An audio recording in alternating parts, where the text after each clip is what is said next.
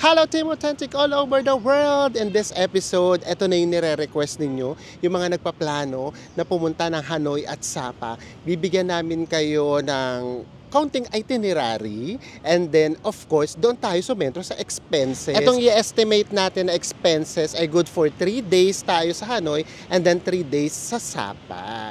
Ayan, so diretso ka agad tayo. Papaikliin natin to as much as possible para diretso ka agad para makuha nyo na kaagad yung information. So simulan na natin yung before pa yung ating travel. Ano ba yung una nating iisipin or unang gastos? Of course, yung ating flight. So, swerte kami na Enzo dahil yung nakuha namin piso sale.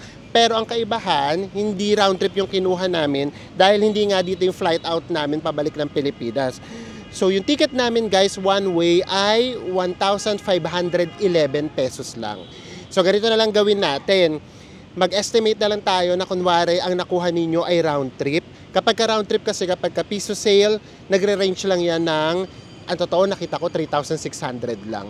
Pero gawin natin, yung pag-estimate natin, mas taasan natin para diba, mas mapaghandaan natin. Gawin na natin siyang 4,000 pesos. So yung ticket na round trip kapag piso sale, 4,000 pesos lang. Kaya kung hindi naman kayo nagmamadali and then matagal pa naman yung plano ninyo, maghintay kayo ng piso sale kasi 4,000 pesos round trip na siya. Usually kapag Manila-Hanoi, Hanoi-Manila, yung round trip, grabe.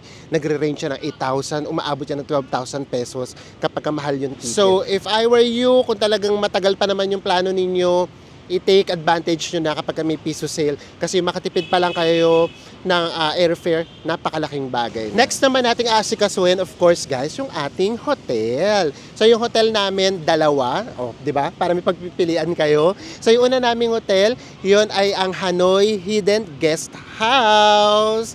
850 pesos lang siya a night. Ang ganda ng location niya. Nasa may One Cam Lake lang siya. 1 minute walk lang. Ayun nga pala, dito tayo sa One Cam Lake, waiting for sunset. Dami ko na namang hanash. And yung room, malaki yung room. Ang ganda rin nung CR. Yung pangalawa naman nating hotel ay Hanoi Little Hotel, which is 650 pesos naman siya per night. Yun naman, ang ganda rin naman ang location niya. Nasa may kabilang part naman siya. Malapit naman tayo sa Beer Street at saka sa Old Quarter. Actually, nasa Old Quarter na talaga siya. Pero medyo papasok lang ng loob. Ang ganda rin ng room. Actually, mas bago yung room dito. Kung kami papipiliin ni Enzo, mas gusto namin tong room namin. And then, nasa third floor din tayo. Pareho tayo nasa third floor, guys. So, yun lang i-consider ninyo yung mga guest houses or hostels dito. Actually, kahit saan sa Vietnam, parang wala sila lahat halos lift. So kung may kasama kayong matanda or meron kayong kasamang mga bata, marami kayong bagahe, i-consider nyo yan. Unless pwede ninyong kontakin yung guest house, mag-request kayo ng mas mababang floor, for sure, iba yung bayad doon. Again, ang magagastos nyo kapag ka sa hotel ay 650 to 850. Doon tayo magre-range. And then mamaya natin siya himayin kung magkano yung magiging total. Kasi kung solo traveler kayo, isosolo nyo yung 650 or 850. Pero kung dalawa naman kayo, i-divide natin mamaya yan sa 2. Now guys, punta na tayo sa eSIM. Ayan, pwede na namin i-recommend sa inyo yung eSIM kasi finally gumana na siya sa amin. Yung eSIM na nakuha namin ay 375 pesos. Good for 1 week na siya. And then ang ginagawa namin doon ni Enzo, siya lang yung merong data. Tapos ako, nakikiconnect lang ako sa kanya. Okay lang naman, hindi naman kami nawawala ng data. I mean, hindi humihina yung signal. Lalo na kung hindi naman kayo mag-YouTube, no? Siyempre naman, di ba kapag namamasyal naman tayo, usually, Facebook lang kasi gusto nating mag-update ng profile pictures, ganyan, umamin kayo, kaya tayo may data, charot. And then, pinaka-importante lang naman kasi doon, di ba, yung Google Map, ganyan. So, okay yun. Okay yung maghati na lang kayo. Kami na Enzo, ganun yung ginagawa namin. Next naman, guys, nasa airport na tayo. Yun namang travel tax. Yung travel tax guys ay 1,620. Yan yung sinasabi namin sa inyo na Enzo. Sulitin ninyo. Kung aalis kayo na pa 3 days lang, imagine ninyo, ganun pa rin yung babayaran nyo. Kaya umalis kayo ng 3 days or 1 month, same travel tax yung babayaran ninyo, 1,620. Now, dito na tayo sa transfer. Itong transfer, kaya kami ni Enzo nag-cloak because yung dating namin ay alauna ng madaling araw. Kung hindi alauna ng madaling araw, magbabas kami. As far as I remember, nung unang punta ko dito, yung transfer, yung bus from Hanoi Bay Airport going dito sa Old Quarter ay 30,000 dong. Yung 30,000 dong ay 69 pesos lang. Imagine, 69 pesos lang siya. Kapag ka nag-clock kayo, kay solo kayo, kay dalawa kayo, ang babayaran nyo ay 841 pesos. And then, pwede rin naman kayong mag-grab dito. Pero nakita na nga namin yung Grab, mas mahal siya. Parang nasa 900 pesos siya that time. So, good na din yung naging decision namin na mag-clock dahil mas nakamura pa kami. Ayan. Pero kung umaga yung dating namin dito, for sure, magbabas kami. Guys, pagdating sa pagkain, pakiramdam namin yung 250 pesos per meal. Napaka-decent na nung makakain ninyo. Bigyan na lang namin kayo ng example. Ayan, diba? May kode ko tayo para sure tayo. Ito, for example, yung eatery na kinainan namin, 40k lang yun, dalawa na yung ulam ninyo. And then, isang, bandehadong kanin, kanin na yung kakainin ninyo. 40,000 lang siya. Yung 40,000 ay 92 pesos. Isang meal na siya. So imagine niyo, 100 pesos na lang kunwari, para hindi ako mahirapan mag-compute. Charot. So 100 sa tanghali and then 100 sa gabi. That's 200 pesos lang. Pero kami nga, 500 pesos na yung gagawin natin na budget kasi baka gusto nyo mag-soft drinks, baka gusto nyo magpika-pika, baka gusto nyo magkape. So isama na natin doon. And then isa pa example, yung kebab naman. Nakita nyo naman siguro yung servings ng kebab, guys, kung gaano karami. Dumating na sa point na kami na yung sumusuko. Yung kebab ay 65,000 dong, which is 150 pesos lang. So kahit yun pareho, yung gawin ninyong meal, for example, 2 beses kayo magkekebab, tanghali at gabi, that's 150, 300 pesos lang. So yung 500 pesos na budget a day, sobra na siya. So again, yung meal ninyo, 500 a day for 3 days dito sa Hanoi, caring-carry na. So per day, 500 yung iba-budget ninyo. So mamaya na natin kukwentahin para surprise. Or nagti-take down notes na kayo. Okay, next na tayo. Eto na, dito na magkakatalo. Yung, ha? Ayos mo na upuan. Oo, ayos muna ako na upuan. Nangawit ako. Ay nga pala si Enzo, oh. Hi guys! Oo, kapag ganitong ka-serious yung usapan, hindi kami pwede magkasama kasi hindi kami matatapos, puro tawa ang mangyayari. Ay nga, ngayon nga, di ba, nandun siya sa likod, pero tawa pa rin kami ng tawa. Nagsisingit, oh, ayan ako. Nga pala, sabi ko, diretso nga pala tayo. Okay, diretso na ulit tayo. Back to business. Now, pagdating naman sa mga city tour, kayo na talaga yung bahala kung ano yung gusto nyong gawin. Kung gusto nyong gawin yung ginawa namin, lahat yun free. Nag-walking tour lang kami. Pumunta kami ng train station, and then pumunta kami ng cathedral, tapos ano pa ba, pumunta kami ng Wankem Lake, lahat yun free yun. Pero kung papasok kayo, may mga entrance yan. So for example, yung dito sa Wankem Lake, meron siyang entrance na 50,000 dong. Kapag pumasok kayo sa museum na pinuntahan namin, merong 30,000 dong. Meron pa ibang museum dito, ganun naman nagre-range yung presyo, 30 to 50,000 dong. Pero the rest, libre yun. Yung sa may train naman, nakita nyo naman, ang puhunan lang natin, kape. Diba? Nakapagpa-picture na tayo. Nakapag-intro na ako doon, tawag doon, muni-muni lakad, ek, ligaw walk, ganyan. Ang dami namin spills na nagawa. Ang nagastos lang namin yung coffee. Yun lang yun, yung sa cathedral, libre. At yun nga sa museum, 30. Ngayon, kayo na bahala kung gusto nyong mag-bus, yung bayabas, yung iikot kayo. So yun. Kung kung budget namin yung susundin ninyo, gagawin pa rin namin yung sa amin na walking tour lang kasi magkakalapit lang talaga siya. And then, yung rickshaw, kaya namin siya ginawa kasi nga, for the experience. And then sa totoo din naman, ayun, siguro yung rickshaw pwede nyo siyang gawin. Experience nyo siya. Kasi medyo malayo-layo din, no? Malayo-layo siya, 18 minutes walk siya from the cathedral kasi doon kami nang galing.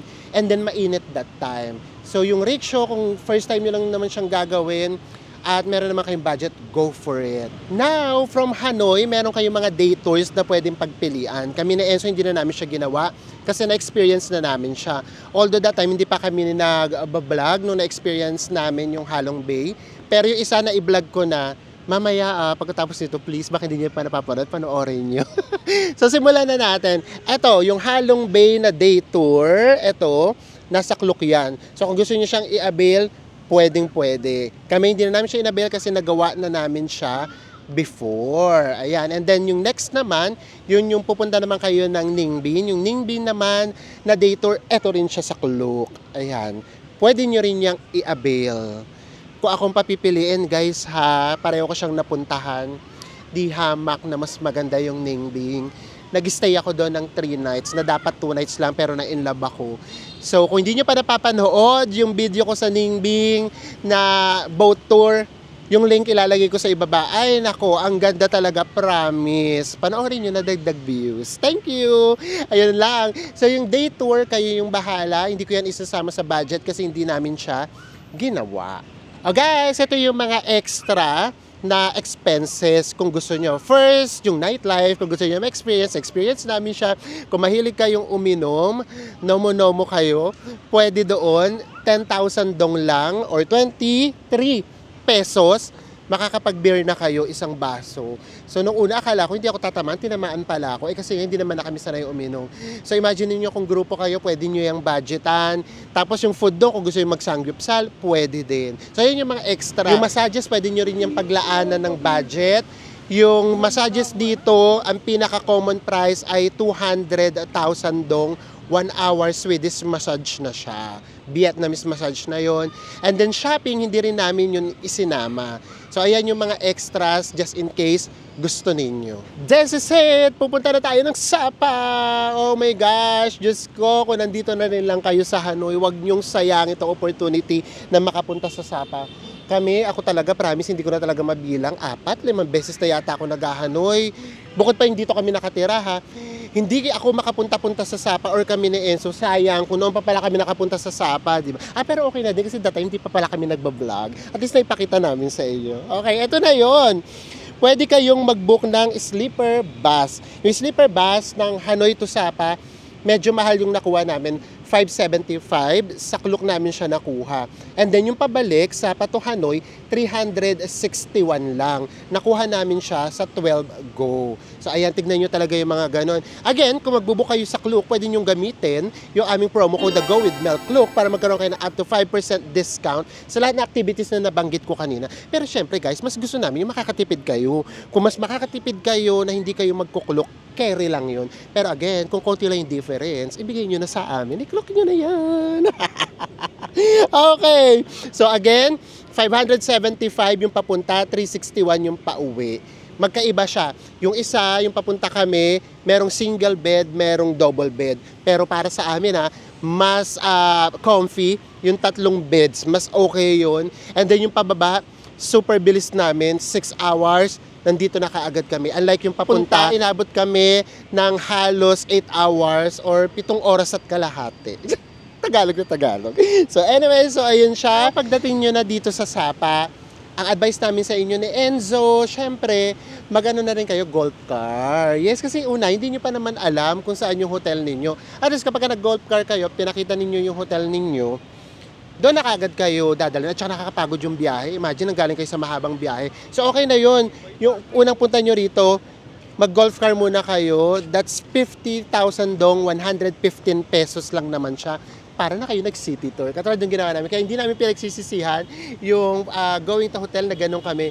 Kasi talagang ramdam na, ay, turista nga kami, ganyan. Pero yung pabalik, nilakad na lang namin siya. Pero kung kami din ulit ang masusunod, isakay nyo na lang kasi may mga paakyat. Lalo na naiiba yung bus station, guys ha. Hindi yung bus station namin nung pagbaba doon sa Sapa and then pauwi dito sa Hanoi, magkaiba. Yung bus station namin na pauwi dito sa Hanoi, umakyat kami, guys. Ang haba nung inakyatan namin. So kaya kung meron naman kayong bitbit, yung 115 pesos, carry na yun. Mag-ano na lang din kayo, mag-golf car na rin kayo para hindi na kayo mapagod. Kami kasi alam nyo naman, hanggat kaya namin lakarin, lalakarin talaga na. Next, yung hotel na uli tayo. Yung hotel namin, guys, nakita nyo naman, 650 pesos lang. Ang ganda talaga ng view. Diyos ko, araw-araw kami nagkakape na ganun yung view. Sinasara lang namin yung bintana namin kapag matutulog na kami. Paggising namin, bukas na kaagad yun. Ang ganda talaga. So, 650, pero i-budget na rin natin ng 850. Okay? Kasi baka mamaya nga, mag-iba yung presyo. Or, yung range kasi, malay nyo, ayaw nyo naman dun sa hotel namin. So, sa nakikita kasi namin, ganun yung range ng mga hotel, 600 to 850. pesos. Yun nga lang din, nasa 4th floor kami. Trekking agad, guys. Ganun talaga. So, i-consider nyo ulit kapag may kasama kayong mga seniors at mga bata. Now, punta na tayo sa Foodang sa Sapa. Actually, masarap din namang mag-food trip sa Sapa. Kaya lang kasi, medyo mas mahal doon ng kaunti. For example, yung fried rice, doon 50,000 dong. Nakikita namin 50,000 dong, ganyan. Tapos yung fried noodles, 50,000 dong din. Pero decent meal. At nakita nyo naman yung fried rice, guys, di ba? Pero as compared dito sa Sanoy, mas mahal siya ng kaunti. And then, ito na lang yung pagbasihan nyo. Yung first meal namin ni Enzo, worth 852 pesos. Pero yun kasi binungga namin. Dalawa yung fried rice namin. Tapos yung kinain namin na pork, yung 220 na servings, sobra-sobra siya. Kaya na-take out namin siya. Actually, pang tatlo talaga siya. Kung tutuusin, pang tatlo talaga yung servings niya. So, gawin na lang din natin para safe ulit tayo. 500 a day pa rin yung budget natin for food. 500 a day na din para mas mas kung gusto nyo magtipid, mapapababa nyo pa yung 500, pwedeng 400 lang, 300. Now, kung talagang gusto nyo pang bumongga, pwedeng sumagad kayo sa 500 or pwedeng mas lumagpas pa doon. Again, pagdating kasi sa food, ang hirap din talaga magbigay ng advice ng budget kasi iba-iba naman tayo ng kinakain, iba-iba tayo ng dami ng kinakain at gaano karaming variety yung gusto nating kainin, di ba? So yan, 500 na lang din sa food. For 3 nights, that's 1,500 pesos. Now, punta na tayo sa day tour doon sa Sapa. Ang maganda sa Sapa, guys, lahat ng pupuntahan nyo magkakalapit lang. So, lahat yun, walkathon lang. So, kami, walkathon lang talaga kami. Free na naman yun. Yung from our hotel going to Biet Trekking Cafe, yun lang yung pinakamalayo naming nilakad. At 10 minutes yun. Kaya kasi medyo may paakyat. Free din naman yun, magkakape lang kayo. Yung kape namin ay magkano? 45 lang sa akin. And then yung kay Enzo ay 75 or 70. So yun lang, wala na kayong ibang babayaran. May enjoy nyo na yung view. Pwede kayo doon kahit 2 hours. Promise. Wala sa inyo magpapaalis. Ang dami nyo nang pwedeng pictures na kunin. Ang dami nyo nang pwedeng Instagrammable na reels na pwede ninyong kunan. So ganun siya. And then of course, kapag katapos na kayo sa mga picture-picture, mag-relax kayo, promise. Ang sarap doon na nakarelax lang. Kami almost 2 hours kaming nandoon. Nag-relax lang kami nung mga 1 hour na. Ganun talaga siya. So, i-enjoy nyo siya. And then now, lahat, yung Sun Plaza, yung Cathedral, and then yung park, lahat yun walking distance lang. Yung Sun Plaza at saka yung Cathedral, magkatapat lang. Yun namang Burnham Park, charot, yun namang Sapa na park, ano lang siya, siguro mga 5 minutes walk lang siya. And then, ang ganda niya, hanggang ngayon guys, ang linaw-linaw niya pa rin sa isip ko pagka naiisip, habang sinasabi ko, halimbawa sa inyo Sun Plaza, yung Cathedral, ang linaw niya guys, pati yung lake doon sa may Sapa Park, nakikita ko pa rin siya. So lahat yun, walkathon lang, kaya wala kayong babayaran. Now, ito na yung mga day tour na may bayad. Depende kasi, kung adventurous kayo, dito sa may Sapa, mag-e-enjoy kayo. For example, mahilig kayong mag-trek, mahilig kayong mag-hiking, ganyan, or marami kayong mga activities na gustong gawin, carry nyo yan. For example, yung Katkat Village, ito yung Katkat Village sa Klook, available siya sa Klook, it's 1,445, ayan, pwede nyo yung gawin. Kaya lang kasi binasa ko yung review, may mga trekking pala yan, kaya hindi namin siya inavail. And then, meron din yung isa pa, yun namang glass bridge. Ito naman yung glass bridge. Ayan. Available din yan sa may Klook. So, hindi rin namin yan inavail. Kami guys, ang inavail naming day tour ay ang Sun World Fancy Fun Legend Experience. Ito siya sa Klook. It's 2,566 pesos. So, kaya yung napili namin kasi inisip namin yung sa may glass, merong pamasahe kasi papunta doon. Yung pamasahe, nagre-range siya ng 600 to 800 pesos. Balikan naman na yun. So imagine, 800 pesos o 600 pesos na lang din. Tapos iniisip namin, pagdating naman kasi doon sa may glass bridge, parang wala ka rin man masyadong makikita kasi nga nakita nyo naman, di ba guys, maulap siya and then mafag talaga siya. So baka hindi rin namin siya ma-enjoy kasi nga wala kaming makikita. And then, ayaw nga namin mag-trek, ayaw namin mag-hike, kaya hindi kami pumunta sa mga villages. So, ang perfect sa amin na mga ayaw mag-hike masyado ay ang Fancy Fun. Pero ito yon, kung mahilig kayo mag-hike, may ganun pa ring experience kasi Diyos ko, kahit pala inabil na namin lahat ng klase ng transportation or ano ba tawag doon? Lahat ng rides. O kasi di ba magra-rides kayo, kayo, train. Ano yung tawag doon sa train? Magmo-monorail kayo twice, tapos mag-cable car. Pero meron pa rin kayong aakyat. Yung papunta pala doon sa may cable car, aakyat ka agad kayo. And then, yung pabalik, yun, yung experience yun. Guys, ako na nagsasabi sa inyo, experience nyo yung pababa na 500 steps. Una, hindi nyo mararamdaman kasi yung pababa, hindi naman siya ganun nakakapagod. Pangalawa, malamig naman. And then, pangatlo, grabe, breathtaking views. Hindi namin sa inyo pinakita lahat para ma-excite kayo, para i-avail nyo siya. Ang ganda talaga. Partida na yon, hapon kami pumunta, pasara na ka actually. Kaya na talaga, sa amin okay lang kasi yung weather malamig. Tapos nababalot na talaga kami ng clouds, para sa clouds na talaga kami naglalakad, ganun talaga siya, ang sarap talaga sa feeling. So yun, yung Fansipan pa lang na experience, okay na sa amin yun.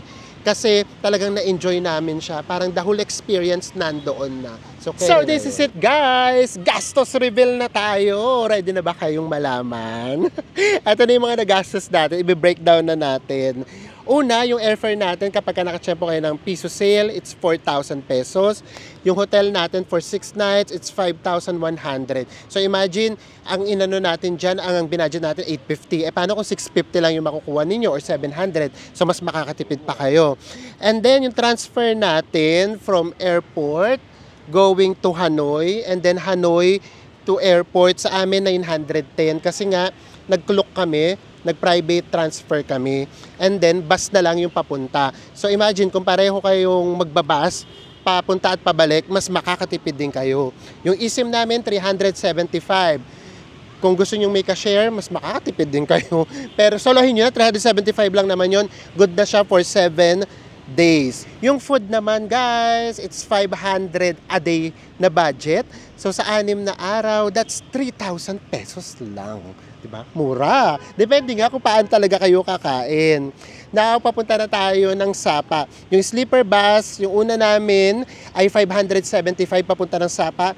And then pabalik, 361. Ang nagastos namin ay 936. So hanapin nyo na lang, kung gusto nyo makatipid, yung another 361 papunta.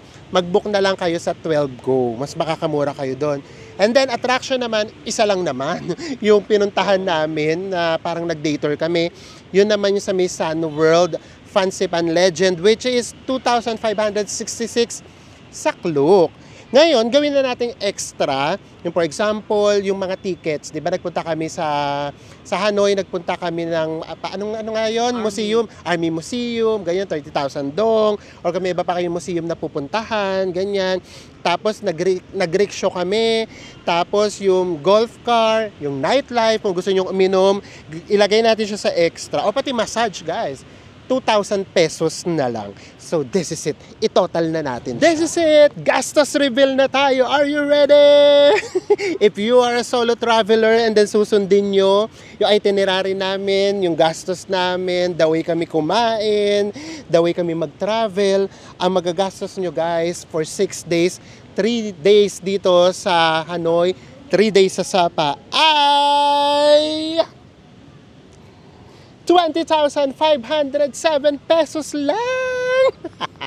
Nag-regen na naman ako. Guys, diba? Imagine, 20,507 pesos. Nakarating na kayo ng abroad at ma-experience ninyo yung na-experience namin. Guys, yan ay kung solo traveler kayo. Makakatipid pa kayo dyan kapag solo traveler kayo kung hindi yung katulad ng mga hostels namin, yung hostel ninyo. For meron example, dito mga bunk beds. Yung mga bunk beds dito, nagre-range lang siya ng 300 a day. So doon pala makakatipid na kayo, di ba? Now, paano na lang kung dalawa kayo, di ba? Yung hotel, good for 2 ay 5,1. So i-divide natin siya pa sa 2. Magiging 2,550 na lang per head. Kaya from 20,507, kapag dalawa kayong mag-share sa hotel, ang magiging gastos nyo na lang going to Hanoi at saka sa Sapa ay 17,957 pesos. Guys, imagine, 17,900. Pagpalagay na natin 18K, makakarating na kayo sa Hanoi at Sapa. So, eto na yon. Kung pakiramdam nyo, kasyang-kasya sa budget ninyo, eto na yung sign. Pumunta na kayo dito sa Hanoi, umakyat kayo ng Sapa, hindi kayo magsisisi, 100% guaranteed, mai-enjoy ninyo yung Sapa. Kami, maganda na nga lang din na ngayon kami nakapunta, at least, di ba, nagbablog na kami, na-share namin sa inyo. Kasi kung dati pa kami nakapunta, hindi rin naman namin na siguro sa inyo ma-share. So, ayan siya, so sobrang na-amaze kami sa lugar. Yung vibe na lang yung pag-uusapan, ay grabe, ang saya ng vibe. Namin ang pinaka best time pumunta ng Hanoi at saka ng Sapa during winter. Nag-winter dito guys. Hindi naman umuulan ng yelo, pero nag-yelo dahil sa sobrang lamig. Nag-i-snow yung mga halaman, ganyan. Lalo na dun sa may Fansipan, dun sa may pinakamataas na park. So, maganda rito November to February. Dito rin sa banda na to, ng Vietnam, yung Hanoi, lumalamig dito guys. Kaya ang lamig dito ng November to February. Doon kasi sa may Ho Chi Minh City, hindi siya lumalamig. Parang Pilipinas lang din yung weather. So ayan guys, alam nyo na kung magkano magagastos ninyo. Pack your bags guys, tara na. Punta na tayo sa Hanoi at Sapa. Sagutin lang namin yung ibang mga questions doon sa mga vlogs natin para ma-address namin sa inyo properly. Tsaka sa lahat ng manonood. Unang-una kasi dong tanong, safe daw ba for solo female traveler yung Vietnam? Generally safe ang Hanoi at Sapa. Doon pala kasi kami nakakapunta Sapa, Hanoi, Hoi An, Da Nang. So yun yung mga marerecommend namin sa inyo na safe kasi na-experience namin siya. Yung ibang lugar, hindi talaga namin alam. Pero generally, safe naman sa Vietnam. Kamusta ba yung mga Vietnamese? Mababait ba sila? Magagalang sila? Generally, yes, mababait at magagalang din naman. Pero syempre, alam niyo yung totoo, para din namang mga Filipino, merong mga, paano ba? Actually, hindi, medyo mas maano nga tayo. Yung for example, pwede ko bang banggitin yun? For example, sila, kahit saan, maano sila, yung dumudura, ganun sila. Wala silang pakialam kahit may nasa likuran sila, ganyan. Tapos dito kasi parang ano pa rin, legal pa rin yung pagyoyosi kahit saan. Kahit magkatabing ganyan, nagyoyosi siya, yung usok niya pupunta sa ano natin, sa mukha natin, ganun. Para lang prepared kayo sa sasakyan, makikipag-unahan sila, sisingitan kanila, ganyan. Kahit doon sa cable car, papunta kami ng Fansipan, sa mga trains, ganun. Mauuna sila, wala silang pakialam. Minsan yung paa nila nasa ulo mo. Tapos minsan bumaba kami ni Enzo, may nahiga dun sa higaan niya. So may mga ganun, para hindi lang kayo ma-surprise. Tapos may nagsabi din na, totoo bang mas malinis ang Vietnam kaysa sa Pilipinas? To be fair ulit, may mga lugar yung Vietnam na sobrang linis. May lugar din naman na hindi. Parang Pilipinas din naman, guys. Ganon din naman sa atin. May part din naman sa atin na malinis. Guys, Iloilo, super linis. Davao, super linis. And then, of course, pagpunta mo ng Manila, medyo hindi malinis. So, ganon din naman. Pareho lang din naman. So, hindi naman lamang yung Vietnam sa atin pagdating dyan. Now, pagdating sa tourism, based lang to sa experience namin, pakiramdam namin mas maraming tourists or mas maraming Westerners dito sa Vietnam. Yes, may nag-comment yung Siargao nga daw, almost 90% na nga daw nandoon, tourist or Westerner, tapos El Nido. Totoo naman yun, nakapunta na rin kami doon, nakita naman namin. Pero ito kasi Vietnam, iba't ibang location, iba't ibang lugar, makikita mo talaga puro tourist. And one thing na pwede naming sabihin kung bakit ganun yung nangyayari. Ito based na to sa mga nakakausap namin. Kasi minsan may mga nakakausap din naman kami, lalo na yung mga solo traveler, madadaldal yung mga Westerners sa solo traveler, makasabay mo lang yan, kakausapin ka. Ang sabi kasi nila, it's either hindi sila tumatagal sa Pilipinas, mga 5 to 7 days lang, or hindi pa sila nakakapunta ng Pilipinas kasi nga mahal. Hindi siya budget friendly for solo traveler or backpackers. Unlike dito, tumatagal sila, tsaka sa may Cambodia, lalo na yung Laos guys, ang dami naming naririnig na sa Laos or sa Laos na gustong-gusto nila yung Laos, napupuntahan din natin guys.